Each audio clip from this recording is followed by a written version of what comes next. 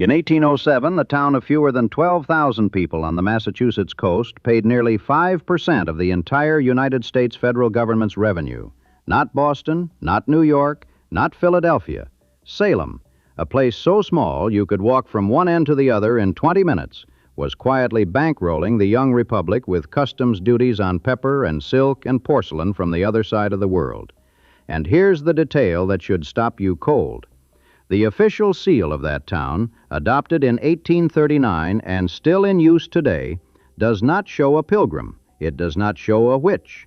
It shows a barefoot Sumatran merchant in robes and slippers, standing beside palm trees, above a Latin motto that translates to the farthest port of the rich East. The police department, though, its officers wear a sleeve patch showing a witch on a broomstick silhouetted against the moon. Two images of the same city, two completely different stories, and the distance between them is the distance between what Salem actually was and what it has become. Derby Wharf stretches nearly half a mile into Salem Harbor. If you walk it today, you walk alone. It's a long, narrow causeway of stone and earth, quiet enough that you can hear the water slapping its edges. The National Park Service maintains it. There is a small lighthouse at the end.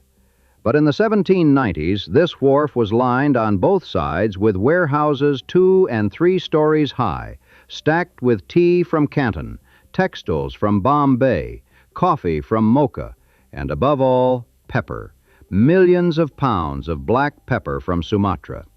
The air along Derby Street reeked of it.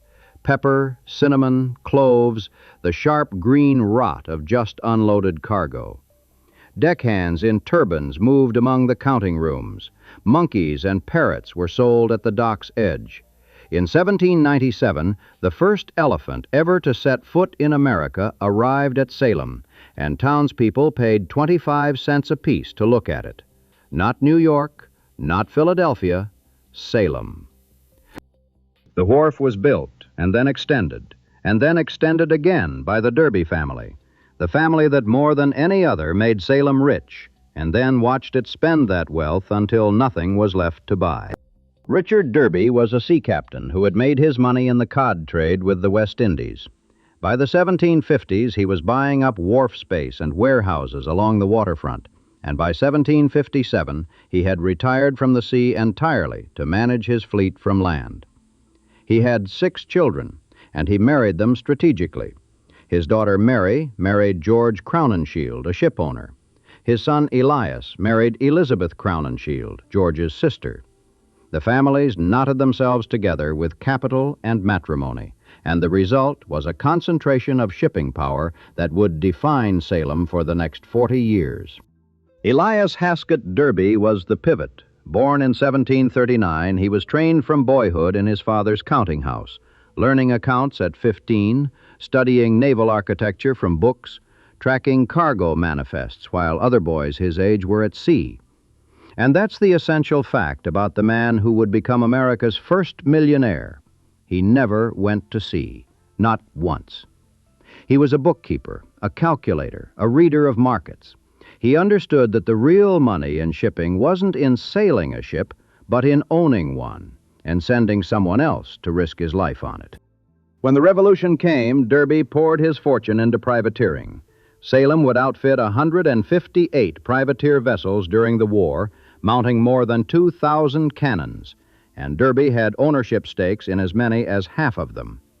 His ship Grand Turk, a fast 300-ton vessel launched in May 1781, was Salem's largest privateer and its most successful, capturing 25 British ships in less than 2 years.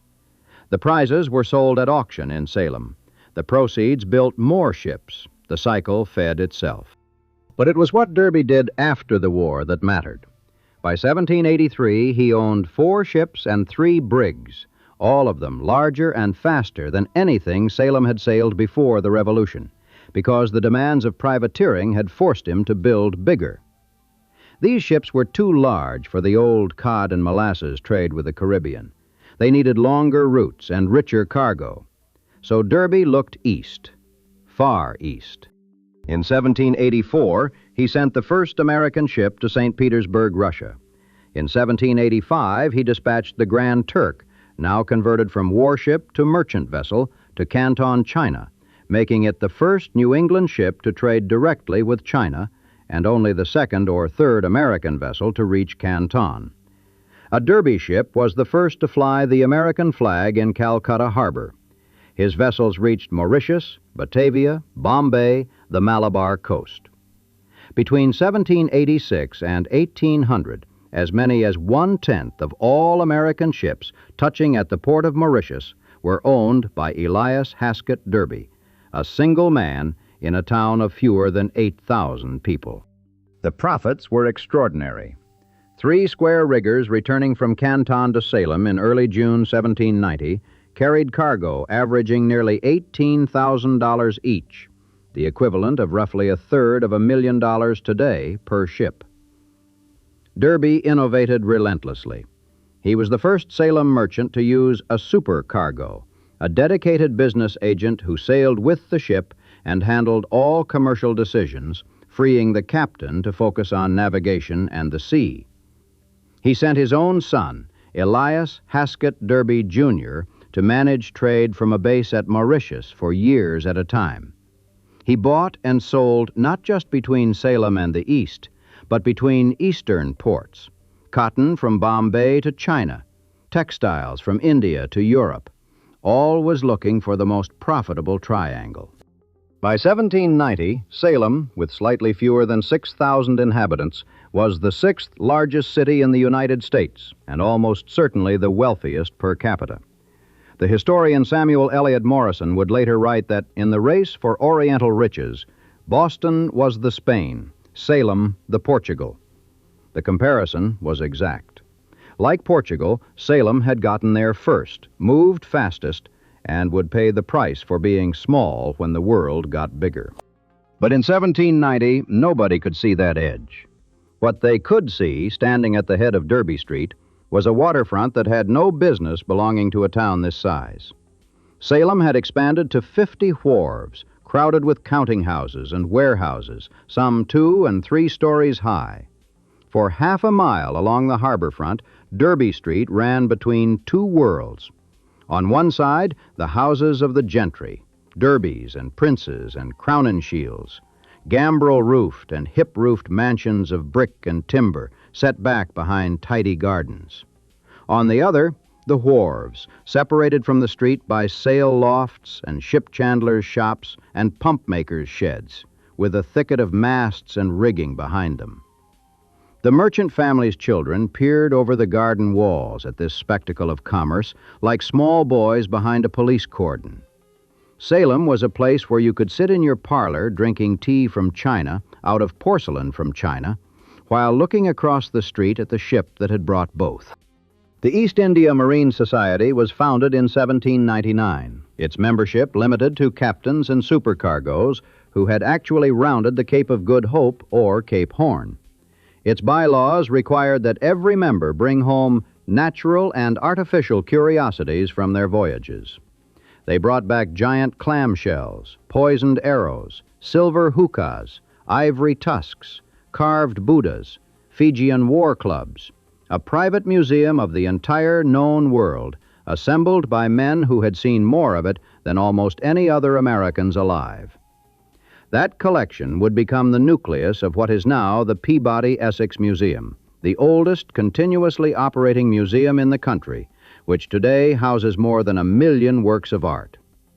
At the Society's annual banquet in 1804, the members raised their glasses and toasted that every mariner may possess the history of the world. This was not Boston piety.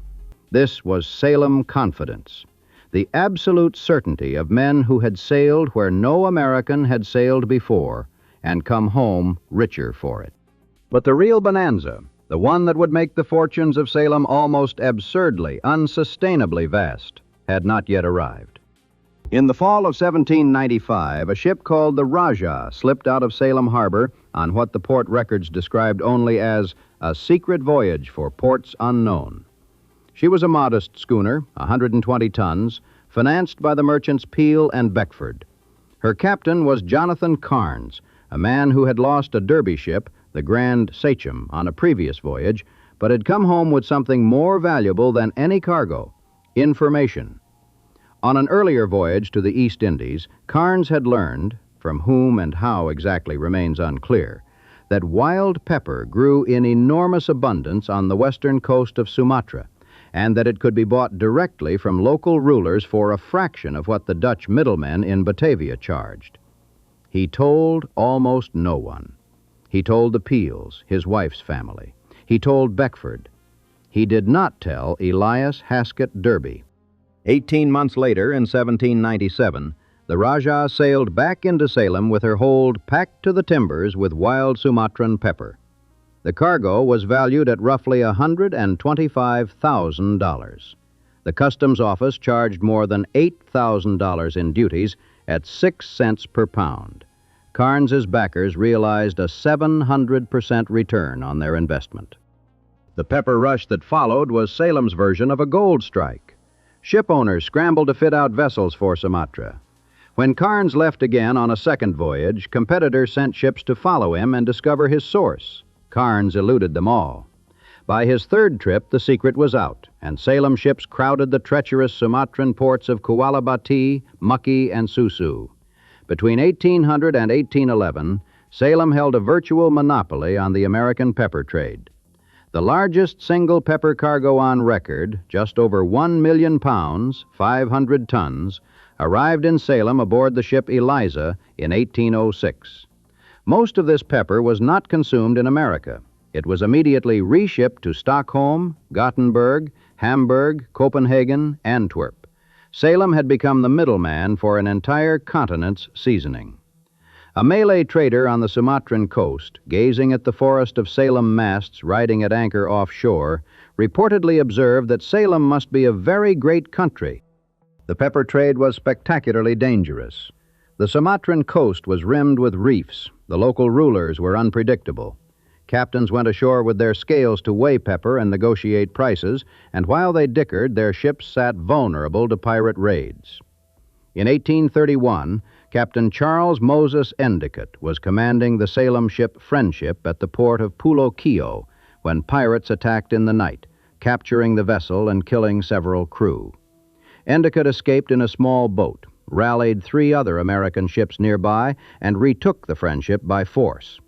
The incident was serious enough that President Andrew Jackson dispatched a warship, the USS Potomac, to bombard the offending port the following year. Salem's pepper trade was not a quaint mercantile exercise.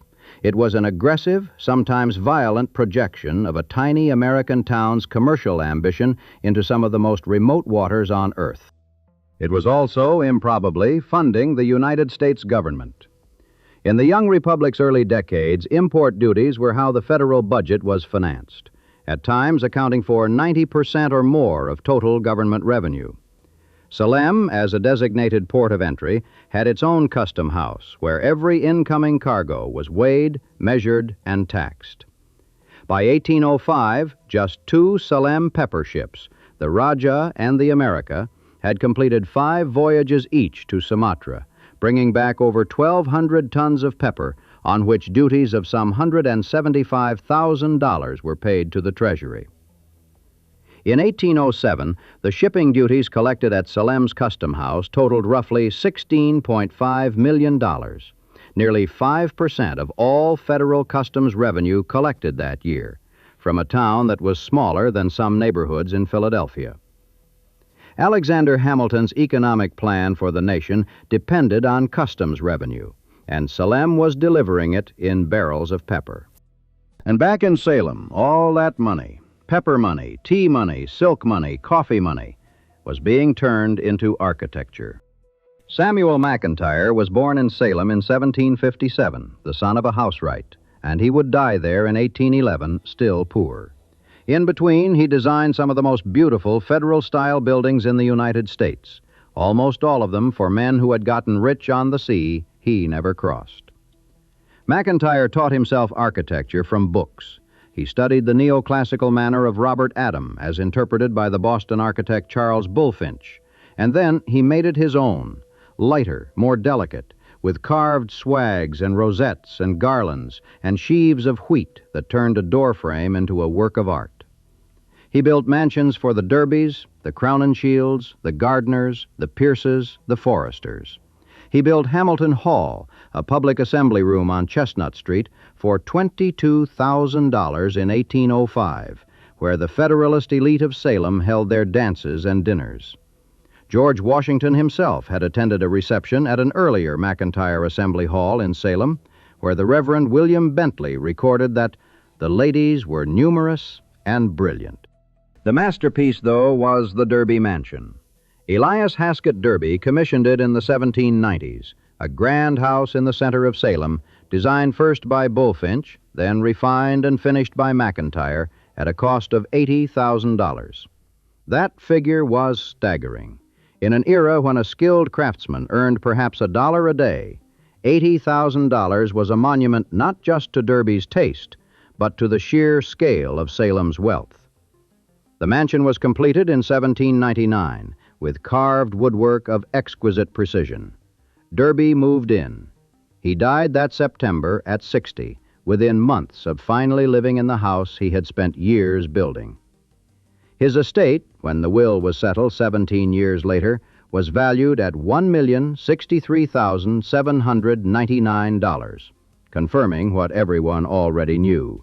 He was America's first millionaire. But here is what happened to the house. After Derby's death, no one could afford to buy it, not in Salem, not anywhere. The mansion sat. Derby's son lived in it for a decade, then put it up for sale.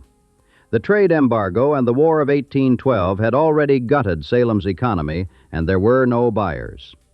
In 1815, the most expensive private home in the United States was demolished, torn down. Some of McIntire's carved woodwork was salvaged and sold off to other houses.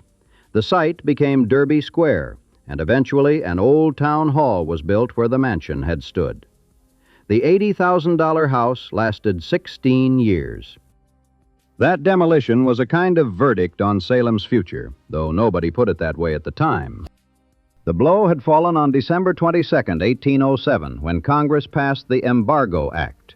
President Thomas Jefferson, attempting to punish both Britain and France for seizing American merchant ships during the Napoleonic Wars, simply closed every American port.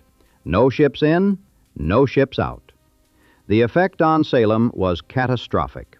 This was a town that existed for overseas trade. It made almost nothing and grew almost nothing. Its wealth was entirely in the movement of goods across oceans. In a single legislative act, that movement stopped. National exports dropped from $108 million in 1807 to just over $22 million the following year. New England, the region most dependent on maritime commerce, was hit hardest. And within New England, no city suffered more than Salem. The embargo was repealed in 1809, replaced with more limited trade restrictions, but the damage was done. Then came the War of 1812, and British blockades choked what was left of Salem's commerce. Some Salem ship owners returned to privateering, the old reflex, and captured British vessels with the same ferocity they had shown in the Revolution. But the world had changed. When the war ended, Salem's merchants tried to resume their eastern trade and found that the business had moved on without them. Boston and New York had deeper harbors that could accommodate the larger, heavier ships now being built. Salem's harbor was silting up. It had always been shallow, and the bigger vessels of the 1820s and 1830s could not enter fully loaded. The Erie Canal, opened in 1825, redirected inland trade toward New York. The railroads followed the same logic, and Salem, perched on a rocky peninsula 16 miles north of Boston, was not where the rails converged. The pepper trade continued. 179 Salem ships sailed to Sumatra between 1799 and 1846, but the monopoly was broken. Other ports had learned the routes, and the middleman role Salem had perfected was being taken over by bigger players. By the 1840s, the era was over. Walk Derby Wharf in the 1840s and you would have seen empty warehouses and rotting pilings, where a decade earlier there had been mountains of pepper sacks and the shouts of stevedores. The wharves were still there, the counting rooms were still there, but the ships were not. Nathaniel Hawthorne, Salem's most famous native son, walked into the Custom House on Derby Street in 1846 to take up his appointment as surveyor of the port. It was a political job. He got it through his connections in the Democratic Party, and it paid $1,200 a year. The Custom House itself was a handsome brick building with a gilded wooden eagle perched on its roof, carved by the Salem artisan Joseph True in 1825. But by Hawthorne's time, there was not much port left to survey. He spent his days weighing and measuring the occasional incoming cargo, and he hated it. He later described the scene from his office window. In my native town of Salem, at the head of what half a century ago, in the days of old King Derby, was a bustling wharf, but which is now burdened with decayed wooden warehouses and exhibits few or no symptoms of commercial life. Hawthorne called Elias Hasket Derby King Derby, a title that may have been his own invention. It stuck. Hawthorne was fired in 1849 when the Whig Party took the presidency and cleared out Democratic appointees. Bitter and broke, he spent the next several months writing The Scarlet Letter in the third-floor study of his house on Mall Street. The novel made him famous. Its 20-page introduction is set in the Salem Custom House and is, among other things, a eulogy for the dead port city. It is also, quietly, a settling of scores. Hawthorne despised Salem by the end, and Salem despised The Scarlet Letter when it was published in 1850. Because they recognized themselves in it. But Salem did not die. It did what American cities did in the 19th century when the trade dried up. It turned to manufacturing. In 1839, a retired Salem mariner named Nathaniel Griffin had seen the future clearly enough. He organized investors, raised capital, and chose 30 acres of waterfront at a place called Stage Point for the construction of a cotton mill. The location was deliberate. The waterfront offered the humidity that cotton textile production required, and raw cotton and coal could be shipped directly to the mill's gates by sea. Construction began in 1845, and the Naumkeag Steam Cotton Company began production in 1847 with the first steam-powered cotton mill in the country, built at a cost of $621,199. It started with 30,000 spindles, 640 looms, and 600 workers. The mill grew steadily. By the early 20th century, the complex sprawled across more than 20 buildings with over 2,700 looms in operation, weaving Pequot brand sheets and pillowcases that were sold internationally. More than 2,000 people worked there. It was, by a wide margin, Salem's largest employer. The workers were no longer old Yankee stock. They were immigrants, wave after wave, first Irish, then French-Canadian, then Polish, then Italian. The French-Canadians settled in a dense neighborhood called The Point, near the mill, where pork pies sizzled in every kitchen, and the parish church of St. Joseph grew to 16,000 registered members. The Poles arrived in the 1890s, and within 2 decades numbered 3,500, 8% of the city's total population.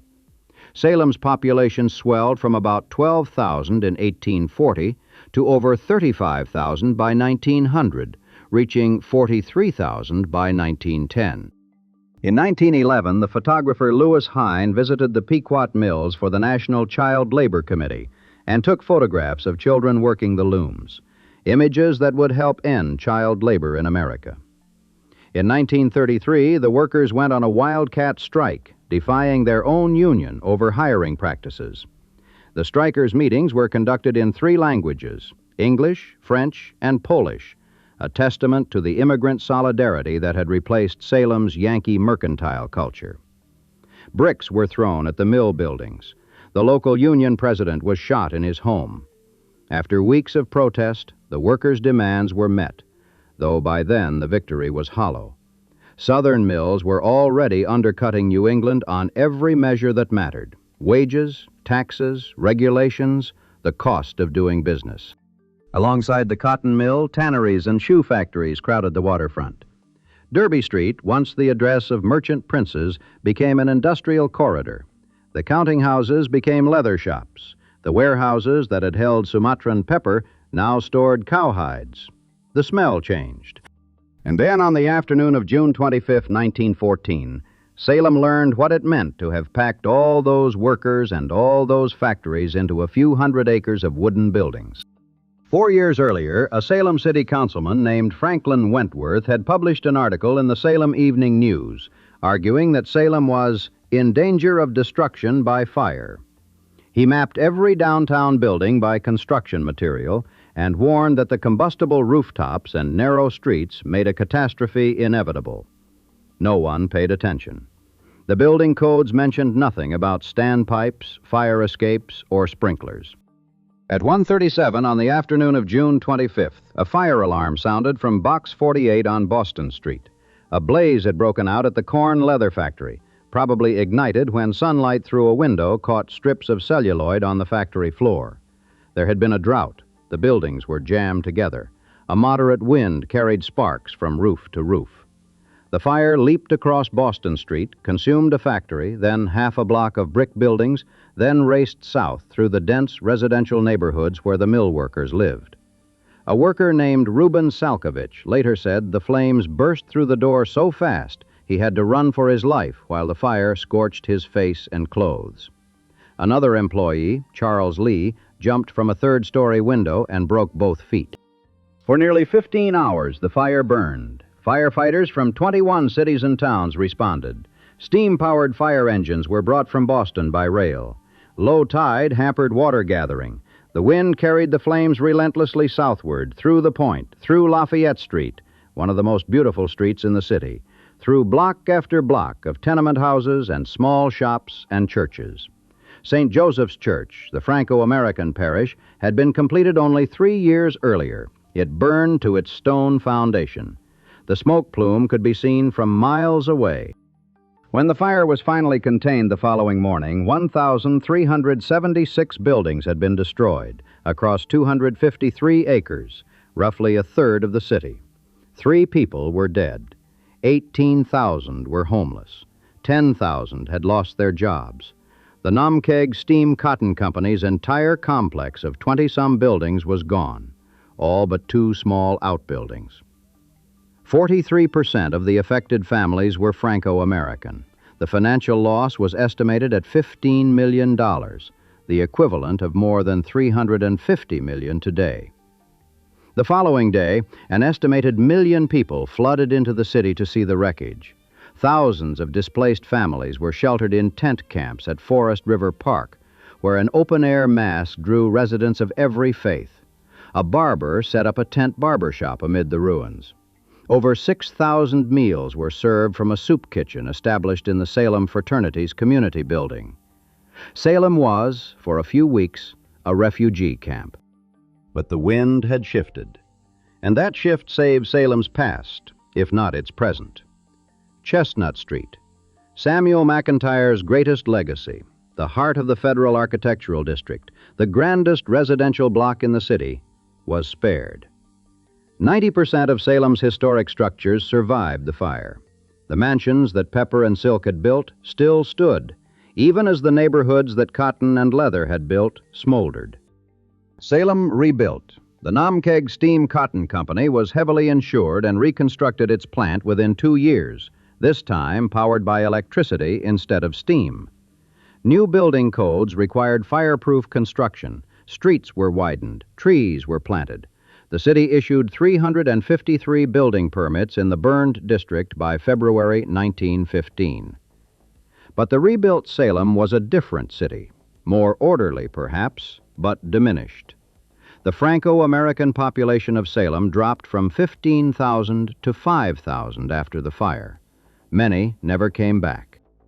The Pequot Mills, as the Naumkeag Company was popularly known, hummed on for another 4 decades. By the late 1920s, it was producing 25,000 miles of sheeting per year in 7 colors. But the same forces that had killed Salem's shipping industry, the relentless gravitational pull of cheaper, bigger, more central alternatives, were killing its manufacturing too. Southern states offered cheaper labor, lower taxes, newer facilities. After World War II, New England textile plants began moving south one by one. In 1953, the Naumkeag Steam Cotton Company closed its Salem plant for good and moved operations to Alabama. More than 800 people lost their jobs. The mill buildings were eventually repainted white and turned into Shetland Park, a complex of offices and light businesses. You can walk through it today and not know that 2,000 people once worked looms there. The 1950s gutted what was left of Salem's economic identity. The mall went up on the highway around 1958, and downtown Salem, which had supported 4 department stores and a thriving retail corridor, emptied out. Downtown, which had been a boom town, was a ghost town in the next few years, the Salem historian Jim McAllister has said. The city needed a new industry. It needed a reason for people to come. For 260 years, Salem had avoided talking about what happened in 1692, the witch trials, in which more than 200 people were accused of practicing witchcraft, and 20 were executed, 19 by hanging, and 1, Giles Corey, pressed to death with stones for refusing to enter a plea, were not something Salem wanted to remember. The colony of Massachusetts had acknowledged the error within a few years. Families were compensated, names were cleared, and then the city simply moved on. "You don't want to drag that stuff up here," McAllister observed. "You're just trying to get back to normal life." For centuries, Salem's identity had been maritime, then industrial, then retail. The trials were a footnote, embarrassing, distant, and best left buried. But by the late 1950s, with the mills closed and the downtown dying, Salem had to reconsider. Tourism emerged as the potential replacement industry, and Salem possessed exactly one globally famous story. The city had begun calling itself Witch City as far back as the 1880s, selling commemorative plates and soaps with witch-themed branding. But it was piecemeal, almost accidental. The real transformation began in 1970, when the cast of the television sitcom Bewitched, then one of the most popular shows in the country, came to Salem to film several episodes. The publicity was enormous. A few years later, the Salem Witch Museum opened in a converted 19th century church on Washington Square, presenting the trials through life-sized wax figures and dramatic lighting. Laurie Cabot, a practicing Wiccan, opened a shop in the early 1970s and became a kind of local celebrity. In 1982, the city launched Haunted Happenings, a weekend-long Halloween festival that has since expanded into an internationally recognized month-long event that National Geographic has covered. The numbers are staggering. In October 2024, 1,040,600 visitors came to Salem, a city of 44,000 residents. On Halloween night alone, 87,351 people crowded its streets. Roughly 1.8 million visitors come annually, generating nearly $140 million in tourism spending and supporting 1,000 jobs. October accounts for about 30% of Salem's annual tourism revenue. Locals describe it as a fifth season. Some residents leave town entirely for the month, renting their houses to visitors. The pedestrian plaza on Essex Street fills with psychic shops, ghost tours, monster exhibits, witch merchandise, and a torrent of costumed tourists in pointed hats and black capes. It is, by any economic measure, a successful reinvention. A city that lost its shipping to deeper harbors, its manufacturing to cheaper labor, and its retail to suburban malls, found a replacement industry built on something no competitor could replicate: its own history. But there is an irony here so layered it almost resists description. Salem's maritime golden age, the era that made it the wealthiest city per capita in America, that sent ships to Canton and Calcutta and Sumatra, that built Chestnut Street and the Custom House and the Peabody Essex Museum, lasted roughly from 1783 to 1812. Call it 30 years. The witch trials of 1692 lasted about 15 months. The 30-year era of global commercial dominance, during which Salem was richer and more cosmopolitan than cities 10 times its size, is now a footnote in tourist brochures. The 15-month eruption of paranoid violence, which Salem spent 2 centuries trying to forget, is the entire brand.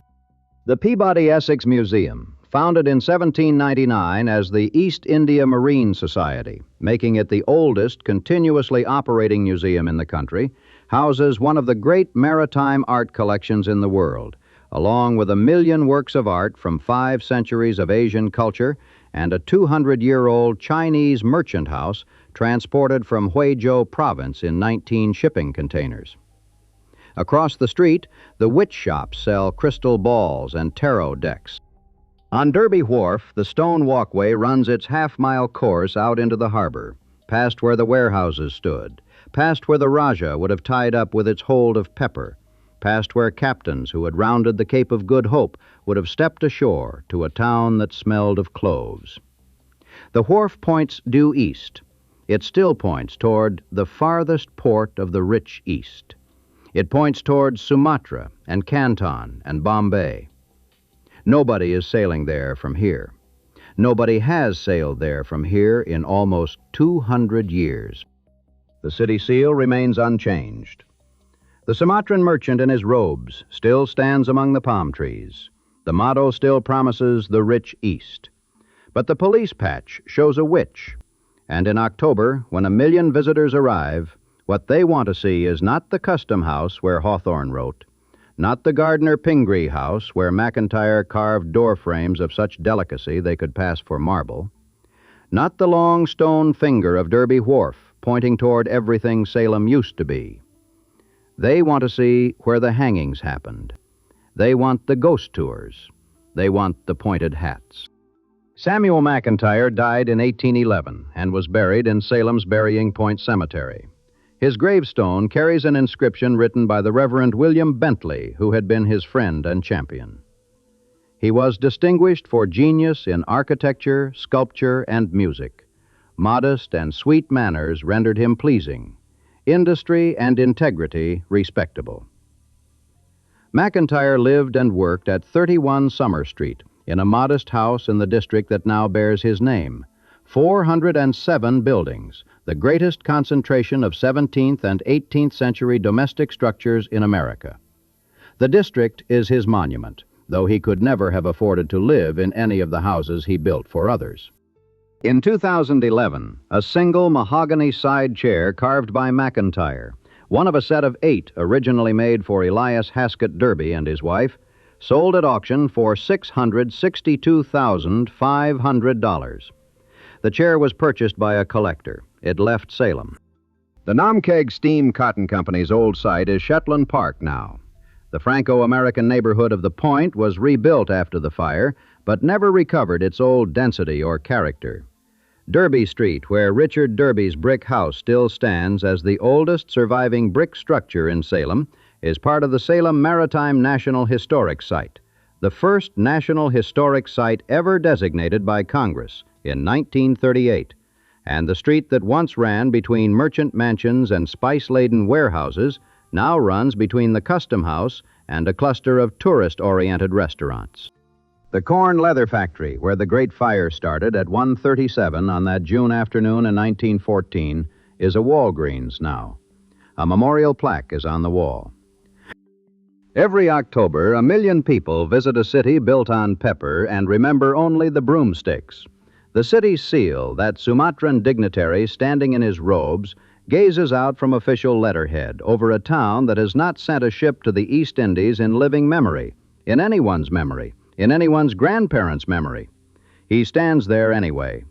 The motto still says what it always said, to the farthest port of the rich East. The wharf still points that way. The water at its end is still and dark, and nobody is coming in.